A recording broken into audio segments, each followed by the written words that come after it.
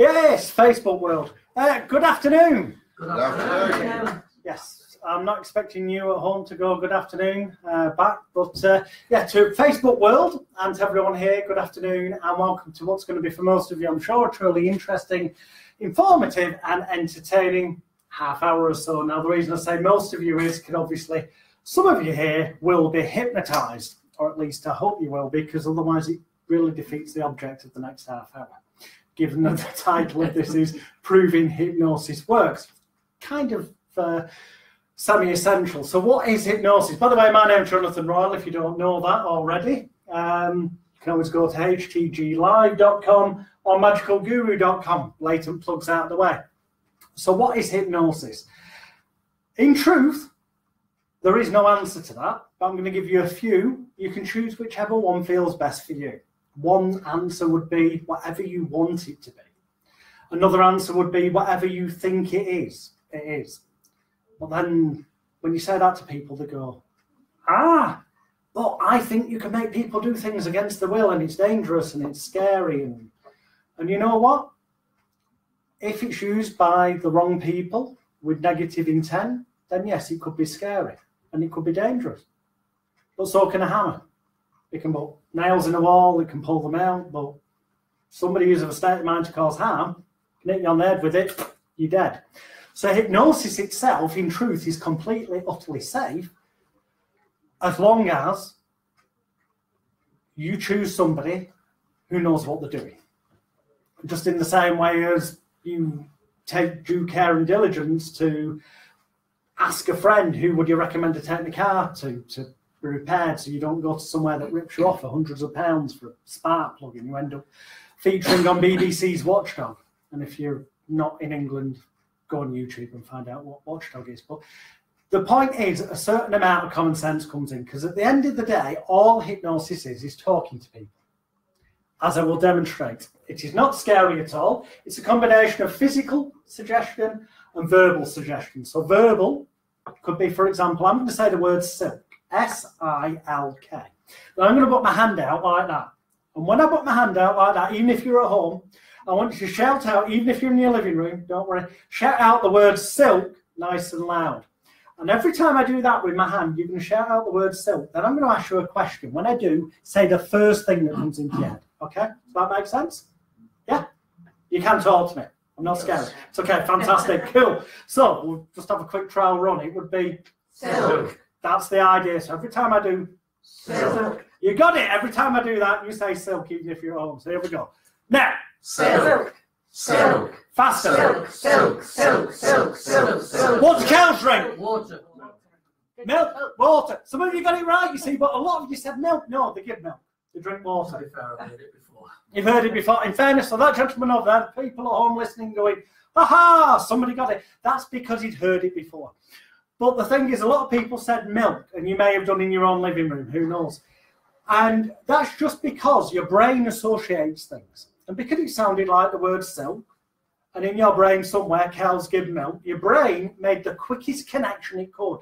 And the quickest connection it could, and that made sense, was that silk sounded like milk, so the correct answer is milk. But we know it isn't. Well, this is how this sometimes happens to us as human beings. We get messages in our unconscious mind back here, or some people call it the subconscious mind. And in life, for example, somebody with a phobia might see a spider, and their brain sees that spider, and it goes into the filing cabinet of the brain, and goes, spider, pulls out the image and gets whatever connection there is there in the mind. And that connection might be that when they were, say, 8 years old, they went into the kitchen and the mum was cleaning and a spider fell off the curtain and the mum went, ah, and was scared. And that could have gone into their subconscious memory bank. And so when they see a spider, it goes, spider image, mum, spider dropped, mama screamed, mama was scared, ran away from the spider, so I have to do the same. And they develop what we call a phobia. Now, in truth, if they'd known, their mum might not even be scared of spiders, but anyone unexpectedly having something drop on them can react in like, what the heck's going on? It's a moment of shock. It's not that they've got a phobia, it's just that they've got a shock reaction. But the young mind doesn't understand that, doesn't know that, so files it as Mama sees spider and is scared, and I, as I've been growing up, have learned from my mum, who I trust and love, how to react. So into their memory banks goes avoid spiders. And that's not always how all phobias develop, but it's how a lot of phobias develop, is a piece of information with an emotional attachment. So somebody you love and trusted reacted in a certain way in this example, goes into the memory banks, and that's then the file that gets pulled out. And over time, the person gets really good at reacting in that way, because the more they see spiders, the more they react that way, and it amplifies it. Now, when you know that, it should be as simple as going, well, now you know that, you don't have to be scared of spiders. But unfortunately, it isn't that simple. But if it was, then nobody would have a phobia. Because most people, generally, that I've encountered, actually do know, as they've grown up, where it probably started. The majority, not everyone, but the majority do. So if it was that simple, the moment they realised it, the phobia would be gone. And there are actually whole schools of thought, conventional psychotherapy, where people go for an hour a week, week after week after week, for months after months, for years, to cure their phobia. And sometimes they get a result, sometimes they don't. Whereas with hypnosis, which I like to think of also as like a key that allows you to open that filing cabinet where those memories are stored. You can go in, if you choose to, unlock that filing cabinet, take out the photograph, the memory that's there of Mama screaming at the spider, rip it up and replace it with one that's spiders are fine as long as we're not in the Australian outback where it's one that could potentially kill you. Because it's never a good thing to not be scared of anything. Because fear itself, on the one hand, can be false evidence against reality, but on the other hand, it's logical and rational. You shouldn't be that fearless that you end up going up to a spider and picking it up that's one that's going to bite you. But there's an in-between ground. So there's the psychological thing, it's our filing cabinet of the mind. And then there's the physical. We get physical suggestions in life, the way people react to things physically. So you'll have all had it, I'm sure, in the room, and at home as well, no doubt, where you've gone into a bar or a restaurant, or the works Christmas party, or into the office even. And you walk in, you don't know what's been talked about before you walked in, but the moment you walk in that room, you can just like feel the tension. It's like you could cut it with a knife. And you just have a sense that someone's had a row or something's happened, or you walk into a bar and someone you've never met before, you look at them and you just instantly know.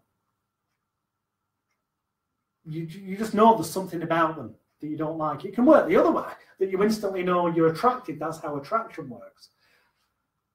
These are the non-verbal signals that people give off. And non-verbal stuff is also very powerful suggestion. For example, everyone at home and in the room as well, place out your right arms, and your right one's this one, just so I'm not confusing your face in the wrong one. Okay? Make a fist. Please don't hit me, don't you? Do that afterwards. Then make a gun. Don't shoot me. Bang, bang, bang. It's all right, you're late. Did you ring the note? No? No. It's all right, take a seat. Everyone's pointing a gun at us. We'll explain that afterwards. It's not because you're late. But you can do the same. Take your right arm. Okay. Out. Make a fist. Then make a gun. So you can do the shooty thing. Brilliant. Then make a ring like this. And then on the count of 3, do what I say, okay? Do what I say, not what I do. Do what I say. On the count of 3. 1, 2, 3. Just touch it to your chin. Go on, just do it. No, your chin's down here, you silly fools. I said do what I say, not what I do. You see, about half and half there. A few of you actually did go to your chin. Well done to those who did, unless you've seen it before. To those that actually went to your cheek, you see how easily it is to be sucked in, or to be distracted, or to pay more attention to what you see because it's a physical action than what was actually being said. I made it quite clear, do what I say, not what I do, but still, quite a lot of you went. And this is the same thing again in everyday life. we can have situations where someone's telling us, yes, they agree with us, for example, but you just know sometimes that their body language, so they can be saying to you, yeah, and that's all well and good, but then they can be saying to you, yeah, I agree with you entirely, and they're doing this. My wife does that all the time. Well, Yeah. Says more about you, Tom. indeed. Well, and it can be the other way. They can be saying no to you. You could be in a business deal, and these are things to look out for. You can be in a business deal, and you're trying to negotiate something, and the person saying to you, no, I'm not interested, because they're trying to beat the price down, but they're sat there going, no, I'm not interested. And generally speaking, the physical action, because it's coming from the unconscious mind, is more close to the truth than what's said verbally. So we put together verbal suggestion with physical stuff, okay, as playful as I'm trying to make this. But you put those two together and suddenly you've got a very powerful force. If both of them are going in the same direction. It's like if you go for a job interview, people can sabotage themselves because they hypnotize themselves, arguably. And they'll go, oh, I hope that this job interview goes well. And as the day comes closer, I hope it goes well, I hope it goes well. And by saying they hope it goes well to themselves, they're giving themselves a massive suggestion that there's a possibility it won't. And when you give your mind the possibility of something, it will latch onto that and make things bigger. Like, we're all sat in this room, so you're all alive. So this tells us this much. Whatever your biggest stresses, worries, upsets or traumas have ever been in life, you're still here today, right now. But I'm sure all of you have had a time in your life where in that moment, at that time, you've been like, oh, so I don't know what I'm going to do. I don't know how I'm ever going to go on, whether it's a relationship, breakup, losing it. Doesn't matter what it was. Show of hands. Can everyone relate on some level? Yeah, for those people at home, everyone's hands went up. And I'm sure at home, you've got to admit, if you're a human being of any age, there's something happened in your life. And at the time, in that moment, you end up going, what if this happened? What if that happened? What if that? And by saying, what if this happened, you're saying to your unconscious mind that it could happen. And when you say it could happen, you're giving yourself a massive negative suggestion. And the unconscious, sadly, generally speaking, doesn't take direct commands. It takes possibilities, because it wants to be in control. And if you give it a possibility that could be negative, it will grow that into something worse than it's ever likely to be. If you give it a possibility that something good could happen and throw it out there, then it will take that and let it grow, and it can grow to something far greater than you ever expected. Hence moments in life where you go, wow, I didn't expect that. I can't believe how lucky I am. No, there's no such thing as luck. You generate, if you give out negative all the time, I'm not saying it's karma, but if you give out negative all the time, the chances are you'll see more negative things happening in life. If you give out positive stuff, the chances are you'll see more positive things. Example, who here drives? Show of hands, okay? Who here has got a car? Who here has ever had that experience of looking, deciding what car they're going to buy? And you go, oh, I'll get one of these. You've not seen many of them on the road. And then you buy one, and you're driving it home, and you see one. And then you see another one. And then everyone seems to be driving the car that you've just bought. Yeah, makes sense?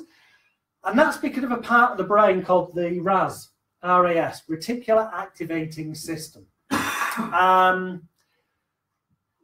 Which basically, in a thing called NLP, neuro-linguistic programming, there's a saying that what you focus on, you get more of. And the basic concept is that if you get so much information in everyday life, there's so much going on, even now, that you're aware of.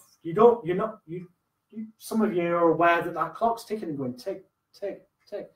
Other people might be aware of noises outside. It's different for everyone. Although we're in the same room, in the same environment, everyone perceives different things differently. That's why if there's a car accident, 10 people witnessed it from the same angle, they give different statements. But when you buy a car, suddenly you become more aware of that car that wasn't there before. It's because your brain now has attached an importance to it. And that's the key word, an importance. So we have verbal suggestions, physical suggestions, and then this element of adding an importance to them. So if we take something physical and verbal, put those two together and add a level of importance and value to it, then suddenly it will have an effect. Whether that's a good effect or a bad effect, down to intention and the context. But we're here today only to talk about good uses of this and getting good outcomes. And I know that people at home, especially probably a mixture of people who want to learn about how to program the mind for success, and also people who want to learn how to do this to help the clients. So rather than me talking too much more, because I've given you a background, I'm about to demonstrate a combination of verbal suggestion with physical suggestion, adding a layer of importance. Those three things together is exactly what we're going to do. But to do this, I do need a physical volunteer. And you know, ironically, by putting your hand over your face, by that movement of going, no, please don't pick me, you basically volunteered yourself. So everyone in the room, if you could give this lady over here a round of peer group pressure, you can stand up and mortify the room. I was only hiding because she was staring at me for so long. I stared at everybody, I think you'll find.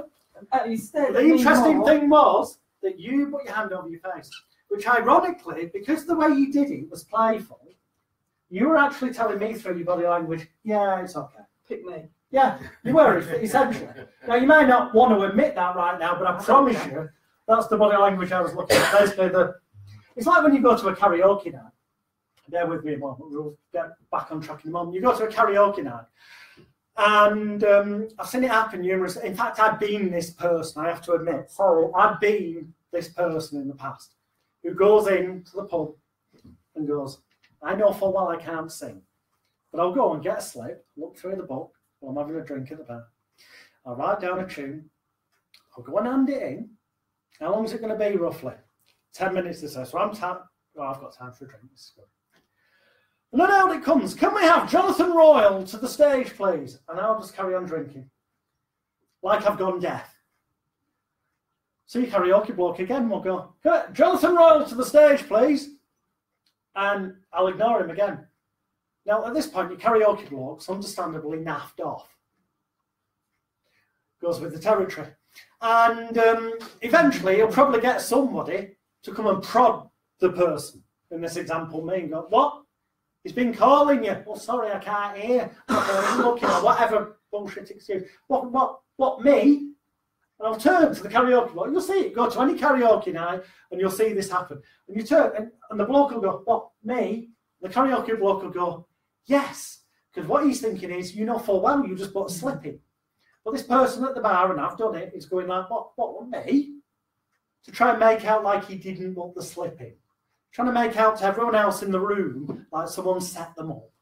So it removes any kind of blame from them, or any shame, or any responsibility for the fact that they know deep down they can't sing. Right? And then they'll go up and they'll do the bit, and suddenly they become all animated like there's some kind of, they're on X Factor. I was going to say, but worse, but probably on a par with most of the contestants. American Idol, if you're not in England. And they'll do the bit and they go back, and it's like afterwards, and people will be, oh, did you not know you were singing? And they will blatantly lie. They'll go, no, I think somebody put it in without me knowing.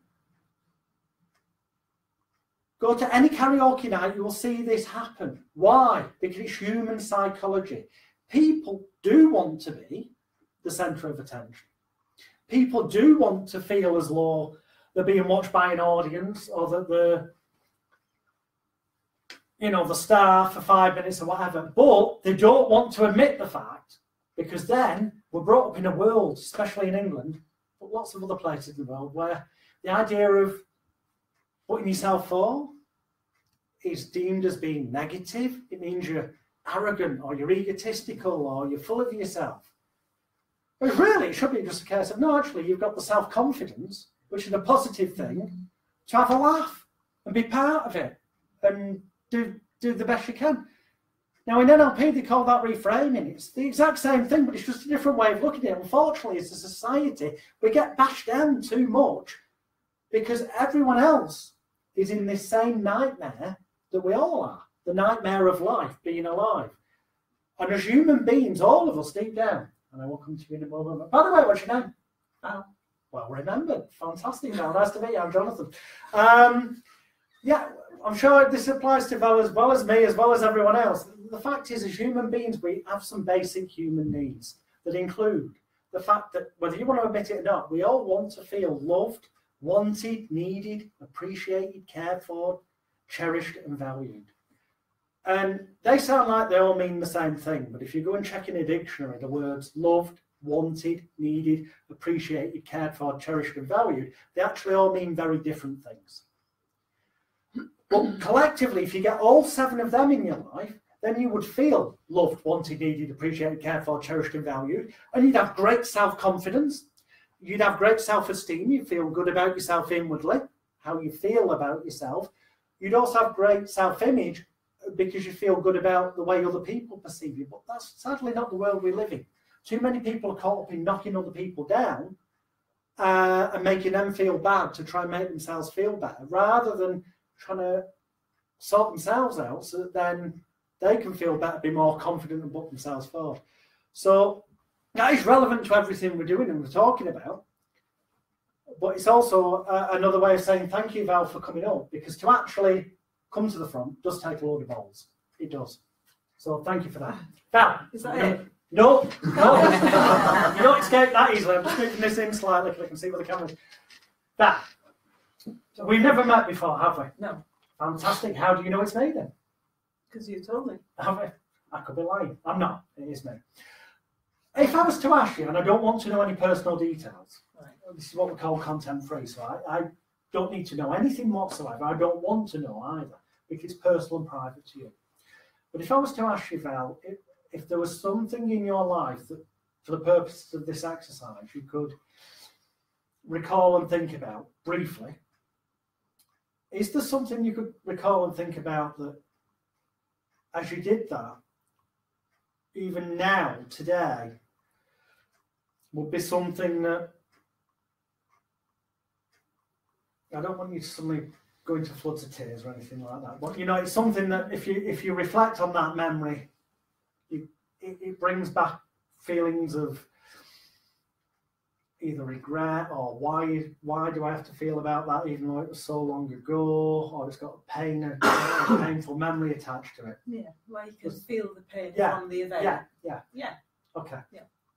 Again, I don't want to know what that is, but if you just close your eyes for a few moments, Val, please. Thank you. And just take a few moments to get a sense and a feeling of that, as it once was in the past, when it used to bother you really badly. And I say used to because the idea is in a few moments we're going to make it so that it never has to bother you, worry or concern you in that way as it once did. You should just get a sense of a feeling as it was once in the past, and then open your eyes and look at me, Val. And if we had a scale of 0 to 10, and 0 down here was nothing, and up there was 10, the worst it ever was in the past, almost like ripping your hair out, really, really bad, the worst it ever could have been. Thinking about that memory now, whereabouts up on that scale number would you give it? Where it was or where it is now. Where it is now. About 6. About a 6. So it's above our 5. Would it be okay with you for us to take that down lower? Yeah. Yeah? Mm-hmm. Okay. So what I'd like you to do, and this is going to seem a bit daft, so I'll do it with you, Val. Mm-hmm. Because I know it's going to seem even weirder, because normally there wouldn't be an audience. So take your right hand, and the first 2 fingers of your right hand, and what you're going to do with me in a moment is, but you're going to do it on yourself, not on me. You're going to tap on the area some people call the Psyche Third Eye. Well, that's the bit above your nose, between your brow, between your eyebrows, roughly around here. Yeah, you're going to tap 3 times. 1, 2, 3. And then you're going to tap just below your belly button. In my case, where the belt is. 1, 2, 3. Then you're going to tap your right shoulder area. 1, 2, 3. And then your left shoulder area. 1, 2, 3. And we're going to do that 3 times round. Okay. When we've done it 3 times, then I'm going to start humming. Oh, then we're going to tap our top lip. And we're going to hum Happy Birthday. Basically, follow me. And it all makes sense shortly. So we're going to start at the top. 1, 2, 3 taps. Then the base chakra, which is just near the belly button. 1, 2, 3. Right shoulder. 1, 2, 3. Left shoulder, 1, 2, 3. Top lip, 1, 2, 3. Then hum happy birthday.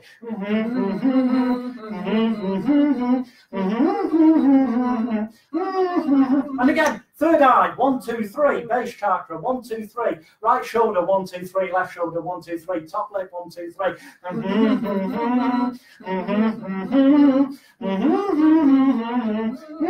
And one more time. Third eye, 1, 2, 3. Base chakra, 1, 2, 3. Right shoulder, 1, 2, 3. Left shoulder, 1, 2, 3. Top lip, 1, 2, 3.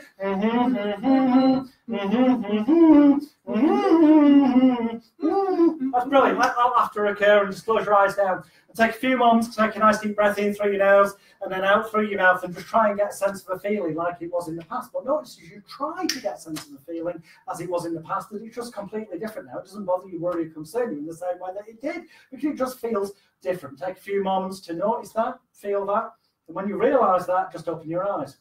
And then look at me now, because the interesting thing is, if there was a scale of 0 down here, nothing, 10 up there, the worst ever it was in the past, the numbers go down to 0, nothing, gone completely. We were at a 6 before, weren't we? And that sense of a feeling then, as you tried to access it, where would you say the number was 3. now? A 3. So already half as quickly as that. Yeah. Now, we haven't set anything up, have we, honestly? Especially for the people at home. People in here can speak to you afterwards and confirm that, but people at home, I promise on my daughter's life, me and Val have not set anything up. As quickly as that, we can go to a 3. Yeah. Now, it's up to you. Would you feel it's fine to leave at a 3? Is it appropriate? Or would you like it to go even lower? It's entirely up to you. Sometimes in life, it can be a level where it's appropriate to leave it, because you know what, it won't bother you that much now anyway. It would be nice for it to go A little bit lower? Yeah. Okay. In which case, what I'd like you to do, Val, is it okay if I lift up your right arm? Okay. What I'm going to do is this, is ask you to close your eyes down then. Take a nice deep breath in through your nose and then out through your mouth. In a few moments' time, I'm going to lift up your right arm. When I do, it will not bother you, worry you, or concern you. It will just serve as a sign and a signal for whatever I say to instantly be allowed into your unconscious mind, to allow these changes to remain positive and permanent into the future, happening right now, this moment. And your eyes will remain tightly closed at all times unless I say otherwise. So I'm just going to lift up your right arm like that. That's fantastic. And as you place your right arm out in front of you like that, what I'd like you to do is make a fist. And as you make that fist, Val, that's fantastic. Using your powers of intelligence, imagination, and concentration so effectively. I'm going to tap you on the head as well. Is that okay? Yeah, fantastic. So those feelings that you know about consciously, we've been speaking about them, but also those all thoughts, feelings, emotions, anything of a negative nature connected to that memory, that experience, that emotion, anything negative at all that's in the unconscious mind, your filing cabinet of your personal laptop computer. You can just allow it to download now. So it goes down your head, down your neck to your shoulder, from your shoulder to your elbow, from your elbow to your wrist, into your fist. And as it does, you make that fist even tighter. So you can allow all that negativity to drain from your head, down your neck, to your shoulder, to your elbow, to your wrist, into your fist, and really make that fist stiff, tight, because you allow all that negativity to go into your arm. It becomes stiff and rigid, like a stiff iron bar, stiffer and stiffer as you allow more and more all the negative to go to your shoulder, to your elbow, to your wrist, into your fist, stuck fast, tight, stiffer and, oh, that's brilliant, stiffer and stiffer, yeah, getting stiffer, and yeah, stiffer and stiffer. That's brilliant. In a few moments' time, Val, all that negativity you're allowing to flood out down your neck, to your shoulder, to your elbow, to your wrist, into your fist. You're going to realise in a few moments' time that when I tap you on the back of your right hand, the very moment, the very second, the very instant I do, all of that negativity, all of the stuff that you want to leave behind positively and permanently right now is going to leave your mind and leave your body in a way that's calm, safe and secure and right for you. And the very moment I do tap the back of your right hand, instantly all that tension's going to disappear and your right arm will just drop down into your lap like a loose, limp rag doll. Not yet, if you understand. Nice deep breath in and out on the count of 3. 1, 2, 3, and now, way, going, and ooh, a little bit more there. Take a nice deep breath in. You tell me when you're ready to let it go. Is now the time? Go. That's better. Drifting down, sinking down. Yeah, that's much better. It's getting loosey, limpy. That's much better. One more nice deep breath in. And then out. Then just open your eyes. Look at me, Val. I probably felt a bit weird that. You look a little bit spaced out, that's fine, that's perfectly normal. That'll feel a little bit odd. Nice. Nice, but nicely odd. That's good. Because you know the weird thing is that we're going to look at that scale again in a moment. Just close your eyes. Just try and access that memory like you did in the past. Now, it was at a 6 a short while ago. Then we got it down to a 3. And you said you wanted to make it that bit lower. Well, now as you try to just access that the way you did in the past, you notice how strange it is that it's so much different in the way that feels right for you, right here, right now. When you've taken a few moments to do that and prove to yourself that you've used your powers of mind so effectively to open your eyes, look at me. Remember, if 10 was the worst it ever was, 6 is where it was, then we went to a 3, 0 down there is nothing. Whereabouts would you say it was now? It's gone. Well, gone completely. And you know the interesting thing is, I don't need to say anything else. You don't need to say anything else. I don't even need to know what it was. You don't need to dwell on it anymore. And the irony of it is you will, out of curiosity later tonight, try and think about it again and see if the reactions change. But the weird thing is, it will just be even more positive. And it'll carry on like that to a point where you probably even end up laughing about it. Because once you've reprogrammed that bit in the unconscious mind, unless you purposely go in and take out the filing picture, rip it up and put a new one in, which effectively is what we've done metaphorically, then it can't go back to the way it was. Which means, well, it means you've got rid of it. Yeah. And when I think about it, I won't feel the same. No, I mean, just try one more time. Notice how much better it feels than it did when you came up here. Honestly, it's gone.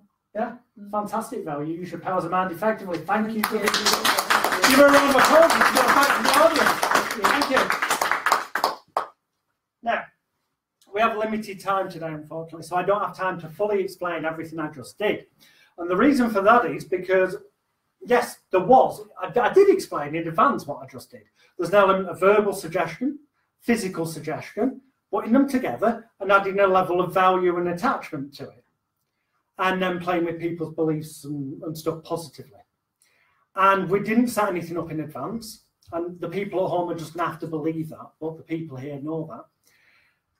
You can change something that's been there for life as quickly as that, sometimes even quicker than that, when you want to. And that's the key. Nobody can make you alter your life unless you want to actually alter something. So what did I do? I combined those things. Ultimately, metaphorically, we used imagery of the mind, and imagery is how our unconscious mind, our filing cabinet works. That's why when we go to bed at night, we dream in crazy abstract images sometimes. Now, some people say they don't remember the dreams. That's fine. The point is, well, we all do dream. And they're crazy because it's trying to make sense of all that information that's coming in during the course of the day. There's so much coming in from all directions. And we can only filter so much of it consciously that the other stuff goes into the unconscious mind without being checked, without being seen if it's good for us or bad for us. And that's why we get stressed and anxious and depressed, because so much negative comes in from newspapers, magazines, television news programs, the boss moaning at work or whatever it may be. But in truth, if you take a more, yes, you can go and see a hypnotist, and I do advise that. Okay, I want you to come to me, but go to any hypnotist, whether it's but anyone at Future House Therapy Centre, because that's who we're plugging today, or come on a course, htglive.com. We've got them in March and April so far, teaching you how to do this with your clients and for yourself. But in truth, it can be as simple as deciding, making a conscious decision for yourself to cut down the level of crap that's going into your mind. If there's less rubbish going in, there's less stuff can get to your unconscious mind, so there's less stuff likely to be able to cause you to be stressed, anxious, or depressed. So this sounds all too simplistic almost. It sounds, well, if it was that simple, why is everyone not doing it? The reason not everyone's doing it is because society as a whole is conditioning us to believe that this isn't possible. But the impossible is only impossible. You know, there's no saying, stop telling me things can't be done while I'm too busy doing them. You know, Roger Bannister was the first person to run the 3-minute mile. What's 4-minute mile? Hey, I'm giving him more credit than he should, but still, 4-minute mile. The analogy is still the same. But the moment he'd done it and other people believed it was possible, within days, loads of other people did it. So then it became socially acceptable that it was possible, so more people did it. So sometimes it's about, don't listen, your friends and your family you might think have got your best interest at heart. And they might think they've got your best interest at heart because they genuinely love you. But they're conditioned by society as well. So when they're saying to you, it can't be that simple, or you can't do that, well, just accept the fact that, you know what, they could be sincere, they genuinely believe that, but that doesn't mean that that's reality. Because there are people out there doing what the mass popular say is impossible. Example, can I borrow you, sir? Is that okay? Yeah. Stand up, sir, what's your name? Tom. Round of applause for Tom. Thank you, Tom. For example, if you face the front, smile, you're in show business now. Place your right arm out in front of you like that, if you would please, Tom, make a fist. Put your thumb up in the air, look directly at your thumb. Yeah. What's going to happen here is, on the count of 3, put your feet together if you would. That's fantastic. Don't worry, you won't fall. I'm here to catch you. Okay. And on the count of 3, when I say now and click my fingers, you're going to move your thumb in a clockwise direction and follow it with your eyes and your head, rotating at the waist, keeping your feet together. And you're going to go as far as you can until it becomes uncomfortable. Notice to say uncomfortable, not painful. Because this is not about proving what a big hard man you are. I don't want you to cause physical injury to yourself. This is a self-help, positive exercise, not about injury, okay? So, literally just go to the point where it starts to feel uncomfortable and you go, it'd be wise to stop now. But keeping the feet together, rotating at the waist. 3, 2, 1, moving your thumb, following your eyes, going as far as you can in that direction, clockwise, stopping when it feels uncomfortable. Okay, about there. Look past it, remember what you see. Okay, follow your thumb back with your eyes, and please tell us all roughly what you recall seeing in the background. It was one of those freestanding sign things. Freestanding sign, flip chart is sign outside. Fantastic. So if you saw that again, you'd recognise it. Yeah. You'd know that currently, we could say, metaphorically speaking, at the moment, that was your landmark, your anchor, the point where you stopped. Yeah. Okay. Yeah. Just close your eyes down a moment, Tom. Take a nice deep breath in. And then out. In. And then out. And just imagine in your mind's eye doing that again. Just imagine it's almost as if you're moving your thumb, following with your eyes and your head like you did before. And you see the people in the audience, then you see the wall, then you see the window, then you see that sign, that moment where you stop, that point that was stopping you in life, there, where it became uncomfortable. But just imagine in your mind's eye now that you can go so much further. And see yourself in your mind's eye going beyond that point, nothing holding you back, being able to move forward positively and permanently right now in a way that in the past would have seemed impossible. But now in your mind's eye seems so ridiculously easy because your mind controls your body. Whatever you truly decide upon, your dreams, goals, ambitions, desires can come true. So when in your mind's eye you've seen yourself go further than you did before, just let me know. Yeah. Now open your eyes, Tom. Look at your thumb. On the count of 3, you're going to keep your feet together just like you did before. You're going to rotate at the waist just like you did before. You're going to follow your thumb with your eyes just like you did before. 3, 2, 1. Follow your thumb with your eyes. Just notice how much further you can go, how much easier that becomes. Give Tom a huge round of applause. Thank you, Tom. And the weird thing is, I promise you right now, that whatever it is you've been thinking about in the past couple of weeks, because you've been thinking in the past couple of weeks about starting a new project or something, haven't you? Yeah. Okay? Nobody's told me this. This, by the way, isn't hypnosis. This is what we call being psychic. No, it's called cold reading. I teach it on the courses. But you have been, haven't you? And you've been wondering, can't I do it? Well, you know what? If you close your eyes right now and think about it, you'll notice how much more positive you feel about it right now than you did before, don't you? You know that that's definitely going to happen now, don't you? You do? Yeah, fantastic. Well done. That's how quickly you can change somebody's life. Because for you, that is just going to be massively more successful than you ever dreamed possible. Even though there are people around you that are going, I don't know. There's 1 or 2 people you mentioned it to, isn't there? Yeah. Yeah, and some have been positive, but there's been the odd one that's been like naysayers. You know what? You're not going to give a shit now, are you? You're just going to plow on and do it. Fantastic. And that is how, no worries, Tom. You did it. All any hypnotist does is act as a director, like a film director. The actors of your film are you yourself and the little voice inside your head.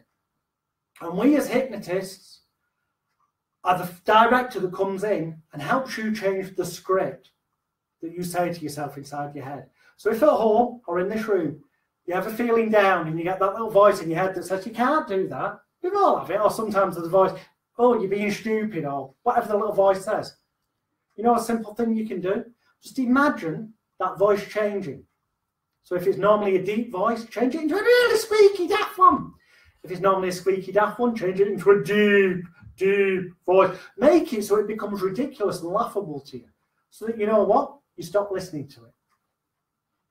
So that you listen to one thing, your gut feeling, your instinct, you. And it's interesting, people can't see this at home, but I'm sure you confirmed it. Even as I'm just saying that now, there's a realization coming upon you, where I can see in your physiology, in your face, as anyone can who's at the front row, you already look more vibrant and confident than before. And that's brilliant. So thank you for sharing that with us, because you've kind of gone worldwide, or you will have done. So really, thank you for sharing it. But you know what? Brilliant. It's the day where those goals, dreams, ambitions, and desires really start to happen right now. So, because I've got a clock behind me, not in front of me, I've only got about 10 minutes left. So, yeah, everything you've seen so far ultimately does come down to taking a verbal suggestion and a physical suggestion, putting them together, adding a layer of value, a belief, an attachment that's relevant with an emotional connection. I didn't know about your project in advance. I'm just psychic. But you know, the truth is everyone's got something inside them. So, but I could see that you look more motivated afterwards. So I thought, you know what, I'll just throw that in there. Trade secret, I thought, throw that in. And you know what, because it resonated with you and there was an emotional connection, that immediately made it more powerful. Because in that moment, you know you've just achieved something that appeared to be impossible. And because you take something that genuinely happened, combined with a verbal suggestion that other things can happen, well, you know you can believe that because it happened. It's reality for you. In that moment, in that second, the critical faculty, analytical area of the mind, the bit that stops you normally as a human being getting to your unconscious, goes to sleep. It goes for a coffee break. And in that moment, any positive suggestions you give yourself, equally any negative ones. That's why if you get in a really traumatic car crash, for example, okay, and you get really traumatic, as you would do if you witnessed, you know, something awful, that emotion can also push the critical faculty out. But then any negatives that go on can go in and go into the filing cabinet. And then when the critical faculty goes back, they're in there. And it causes what now they're labelling post-traumatic stress disorder, which is a fancy title. Let's break it down. Post means afterwards. Traumatic speaks for itself. Stress does. Disorder's negative, because disorder implies it can never be put right. So we'll get rid of the word disorder. We've got post-traumatic stress. Well, it happened after the event. We know that, so we don't need the post. It's traumatic, it's stress. Life's stressful. It's about how you choose to handle it. And if you believe the majority of people will tell you, oh, it could take years of psychotherapy to get over that. But I can tell you here and now that I know I've done it myself. I know there's people in this room that help people with PTSD, Martin, Susan, and probably a few others of you as well. Simon over there, I know Stu has as well, perhaps, possibly everybody in the room. And no doubt is listening on. It can be as quick, if you can get into that unconscious filing cabinet and take out the images and rip them up, metaphorically, so they're gone. Once they're gone, people cannot react to them the way they did previously. That's why however much you try, Val, you're not going to be able to feel the way you did in the past, negatively. Because there's a different image there now. In the same way as, it doesn't matter what shit people give you about, oh, you can't do that, you can't do that.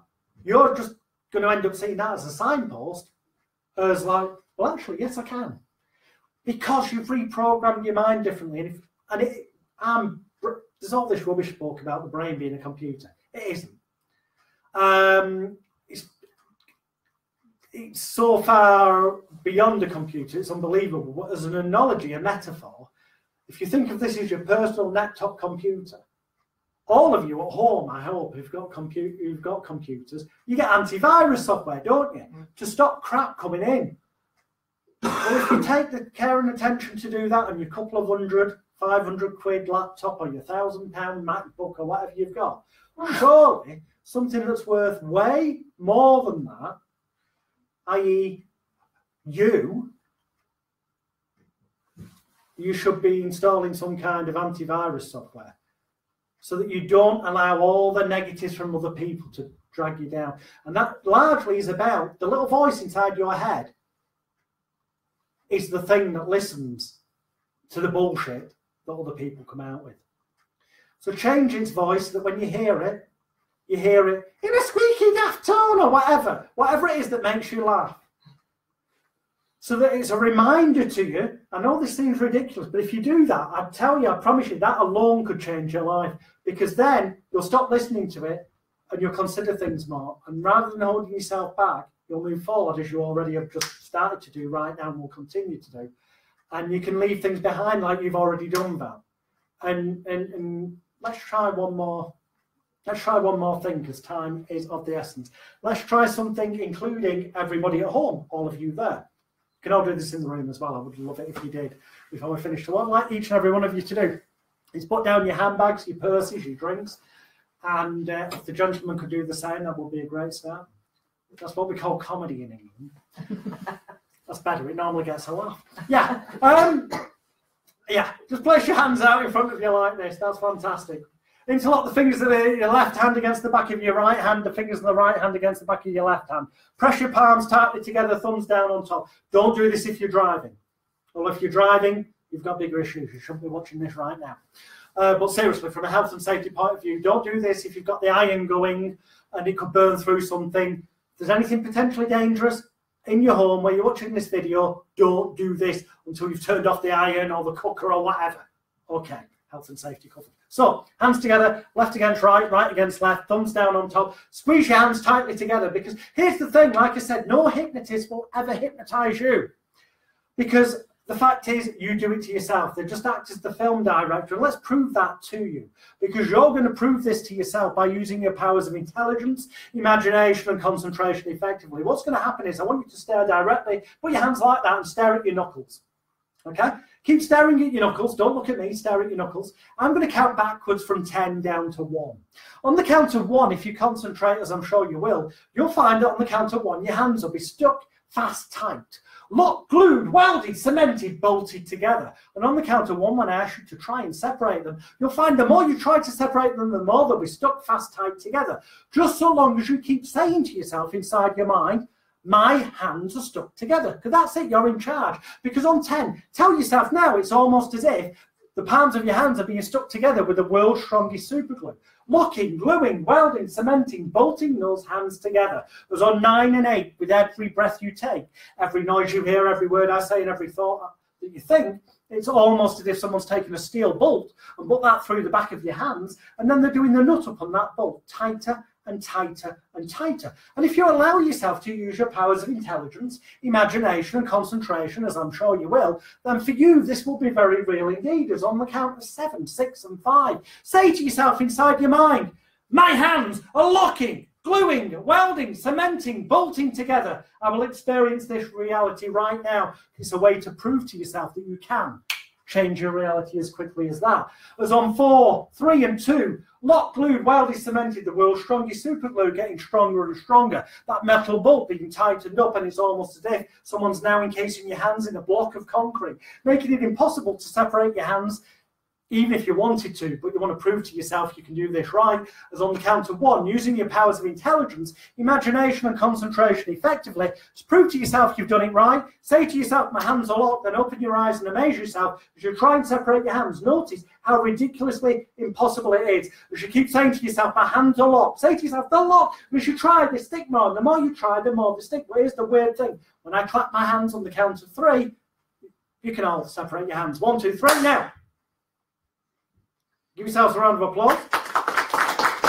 It gets the blood circulating back in your fingers. The point of that demonstration was, Lou, is this. What we tell ourselves as human beings consciously, if we repeat it enough, it can bypass the critical faculty. Suggestion, repeated, is more likely to go into the unconscious mind. So be very aware of what suggestions you're allowing to come in from news, from the media, from naysayers around you. And more importantly, what you say to yourself. It's fine to say to yourself once, now and again, you know what, I'm not sure if I can do that. Once, fine. But if you spend hours or days going to say, I don't know, shall I do it, can I do it now? You'll have repeated it so many times that the critical faculty will go, you know what, I'm fed up of hearing this, and it'll go on a coffee break. And then it will go direct into your filing cabinet, where it becomes, you can't do this, because you'll have said it to yourself enough. And that's how procrastination happens. That's how fears become amplified. That's how people lose confidence. But if you spend time telling yourself, and I'll finish on this, there's nothing new. There's all these fancy techniques come out with different names, but at the end of the day, it all comes down to the way we work as human beings. We all want to feel loved, wanted, needed, appreciated, cared for, cherished and valued. And if we do enough, then we have that self-confidence and self-image and self-esteem that people can try and knock us down, but it doesn't affect us. Some people are lucky enough to have that. Other people feel a gap inside. Some people turn to religion to fill that gap. Some people turn to going to the gym. Some people start drinking too much to fill the gap. Others start smoking, others take drugs. It's about filling that gap. But if you can make yourself feel, and feelings are not a basis of reality. You can feel loved, wanted, needed, appreciated, cared for, cherished and valued, and be a loner and never have encounters with people in life. Plenty of them. There's Buddhists that live in mountains and they feel contentment with the world. It's about the messages you put inside your mind, inside your computer. And if you can make your hands lock together, and trust me, you wouldn't have, as long as you said to yourself, you're not going to be able to separate them, you wouldn't have separated them. This happens in everyday life. People go, oh, well, I've tried to do it. The moment you say I've tried to do something, try. Emile Kuhn coined the law of reversed effort. What resists, persists. When you say to yourself you're trying something, you're giving yourself the suggestion it's possible it might not work. In the same way, and this is what I'll finish on, Emile Kuhn said, he came up with a phrase that's very famous, that day by day, in every way, I am getting better and better. And this is the epitome of perfect hypnotic suggestion. Because it leaves your own mind to make up and fill in the blanks. So you're getting better and better. To what degree? Well, at a pace that feels right for you. But the point is, ultimately, it's better. So it's an improvement. And he found that if you say that to yourself just after you wake up in the morning, when you're not quite fully with it, but you know that point where you stumbled, well, gents, you stumbled to the loo and you have a wave and whatever. Women, you probably do go to the loo first. I don't know your order. I'm not a woman, so but it'll be similar, I'm sure. In that moment when you're orientating yourself to the world, if you perhaps while you're having your wee or cleaning your teeth, say to yourself, you don't even have to say it out loud. It's better if you do. As long as you say to yourself, day by day, in every way, I'm getting better and better, and you do it 3 times. And then at some point during the course of the day, maybe after lunch, you do it again. And then just before you close your eyes to go to sleep at night, you do it again. So you've done it 3 times, but 3 times during the day. So it's 3 by 3. And studies were done on this in the Nancy School of Hypnosis years and years ago, and have been done since. And that alone has transformed people's lives. So if you get nothing else out of the past 45 minutes, please try, well, don't try, do! As Yoda said, do or do not. There is no trying. I can't do impressions. Yeah. It's just a title. That'll make more sense if you go to htglive.com or magicalguru.com and book on a course. Then you'll find out what that's about. But no, seriously, if you say to yourself in the morning, midway during the day, just before you go to bed at night, day by day, in every way, I'm getting better and better 3 times, that alone can change things. If you limit yourself to the negativity you're taking in, that can change things. If you change the voice inside your head, whether it becomes deeper, louder, quieter, or you imagine pushing it away or whatever, something that's right for you that makes you laugh about it internally so you don't pay as much attention to it, so you don't take it as seriously as we all have done during certain points of our lives, then amazing things can change in your life, miracles can occur. With that in mind, I'm going to hand you back to Martin, who runs Future Health Therapy Centre in Chesterfield. That's where we are. The link will be below or above the video, depending on where you see in the shed. My name is Jonathan Royle. Thank you very much for your kind attention. Good night. Might as well leave it live for a bit. I'd like to thank Jonathan Royle for coming and doing that speech. Also, the other guests we've had today, some are... No, they've all gone, haven't they? I think some are doing some sessions elsewhere now. Everyone that's been watching today, everyone that's sent their best wishes on Facebook, on LinkedIn, by email, and everyone that's come today and taken the time out. Thank you very much. And on that, I'm going to cut you off.